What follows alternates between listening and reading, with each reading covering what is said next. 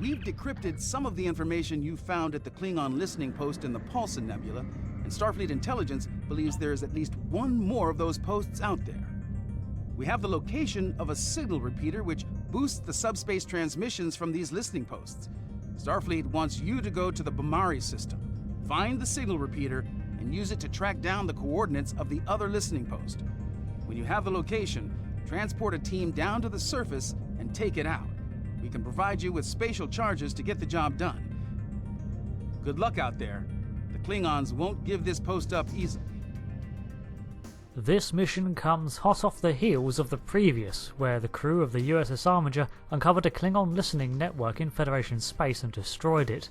But before we left, we snagged a copy of their database. What's more concerning, however, is that the location for that base came from intel we recovered from the Undyne, species 8472, who we know are operating undercover throughout the quadrant, so we need answers. Now, the Bamari system is near Riser. Dear gods, is nowhere sacred. The Armiger itself is fresh out of space dock with a bit of an overhaul. Star Trek Online lets you customise your ship in all manner of ways, from hulls and window styles to at least 3 variations of a ship's components. I've begun the first steps in modernising my ageing Constitution design to better fit in with the 25th century styles. Sure enough, Starfleet intelligence was correct. The booster is here, hidden among the rocky remains of a destroyed planet. Tarsi suggests closing in to eavesdrop and trace the original source of the signals, but warns of hostile patrols. The Armiger cuts a swath through the fine mists of desolated rocks, and they part with a greenish hue, like the sea foam rising against a passing ship's bow. Reminds me of a certain intrepid explorer voyaging in seas unknown. Just off to the sides, however, we see that there are indeed patrols in this system, but if we're careful, perhaps we can avoid them. But what are they guarding way over there? I'm sure if it's important, we'll find out. Reaching the signal booster, we interface with its systems and begin to cycle through the multitude of subspace bandwidths to find any potential breaches in security. Most are just silence and static, but occasionally... Just 2 more weeks. But then the semi-finals are right upon us and... we pick up on someone's subspace phone call. Not exactly what we're looking for. 12 cases of Saurian brandy, 2 exterior-mounted decorative flumes, 1 gross of self-sealing stem bolts. What even are self-sealing stem bolts anyway? Klingons along the border of the sector, redeploying tachyon sensors to pick up cloaked Klingon vessels. Oh, hang on, that's important. Subspace frequency 21.5 seems to be a channel reserved for Starfleet deployments and the like. We need to trace where that signal is being sent.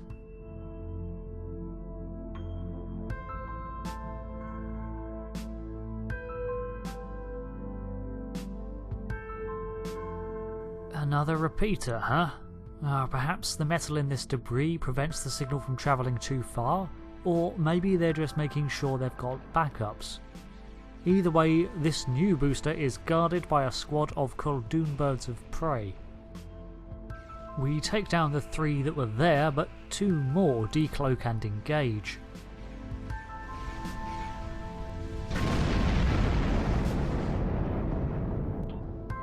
With the defences decloaked and dealt with, we pick up our signal's trail once again. Bamari 2 seems to be its final destination, more specifically in orbit around it between the planet's twin moons.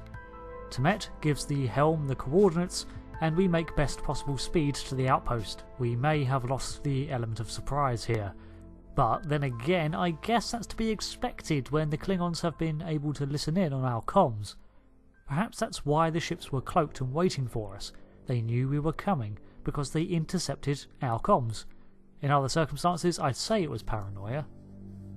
But a great plume of debris emanates from the impacted surface of Bamari's moon. Ages passed, and there must have been some great impact of astronomical proportions. This solar system has definitely seen the ravages of time. These glowing towers in the distance, the size of a small city, must be our target, but first, the listening post is protected by transporter scrambling probes deployed periodically around the system.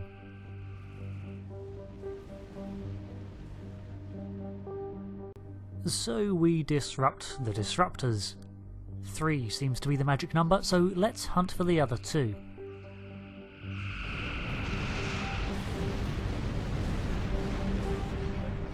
Unfortunately, our efforts don't go unnoticed, and in warps another squadron of birds of prey. A flock of birds of prey, a flock of birds. A murder of prey? But in amongst the small fry is a Vorcha-class battlecruiser, much more heavily armed and armoured. The Vorcha is a ship of the 2370s. Nonetheless, it was put to great use against the Dominion, but that was another time. Almost 40 years ago now. With that dealt with, there's nothing standing between us and the final transporter disruptor, which we beeline for immediately, soaring over the monitoring station and getting a good look at the expansive outpost. Interestingly, the station is built on one of the many asteroids of the system, rather than a moon. I can only speculate that the reasoning for this is so that the station remains unimpaired by a planetoid's mass or atmosphere. Considering the need for secrecy of this base and the time it would have taken to build, it could also be plausible that it was built in secret, then dragged here by a tractor beam, rather than risk the time it would take to construct it planet-side. However it got here, it needs to go. One more disruptor falls, and after we deal with its guard, we're free to beam down to the facility. Why don't we just photon it from orbit? Well, we need to know what they've learned, what orders they've intercepted, how much intel the enemy has gained, so that we can redeploy and replan accordingly. Temet informs us that we have received permission to blow this post up, just as well as I was set on doing that anyway, and I'm sure Tarsi bought the spatial charges for a reason, as usual. Well, this should keep her happy. Let's see how those Klingon structural elements hold up against a few kilos of explosives, she chips. Naturally, the station is patrolled and manned, and we fight our way through a group that appears to be stationed in some form of energy regulation room. At least I'm presuming that's what all these glowing pipes are for. I'm certain that they'll go up nicely.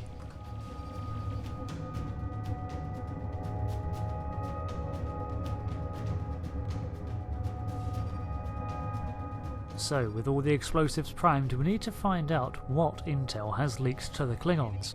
We fight through another patrol that stumbles upon our little assault team and continue through the base with the intention of duplicating our assault on the previous Klingon outpost and copying their archived information to the Armiger. Ah, bless. They've locked the doors. Tarsi, find me a doorbell.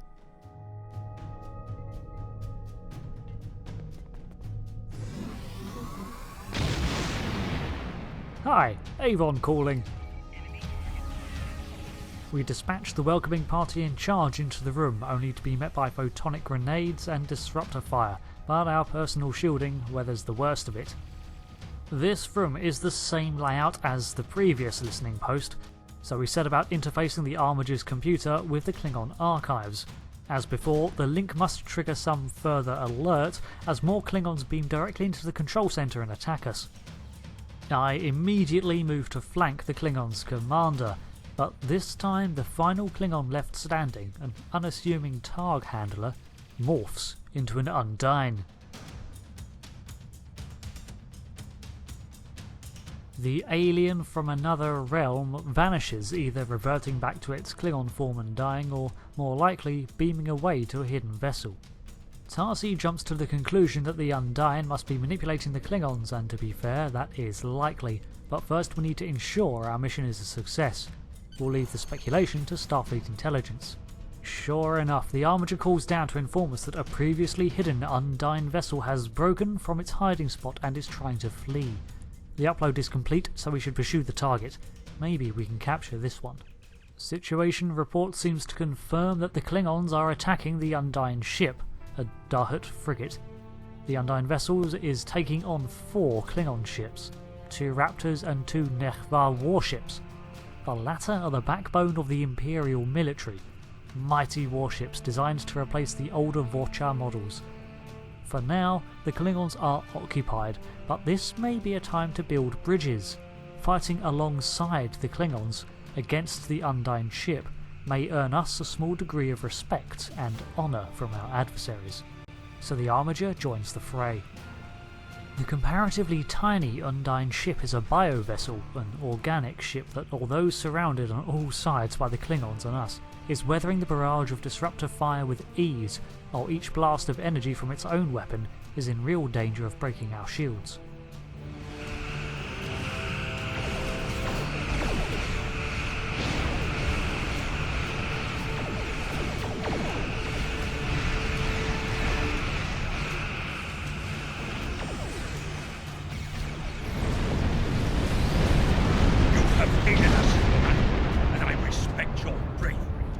In honor of your actions against the Undine, we will not destroy you today.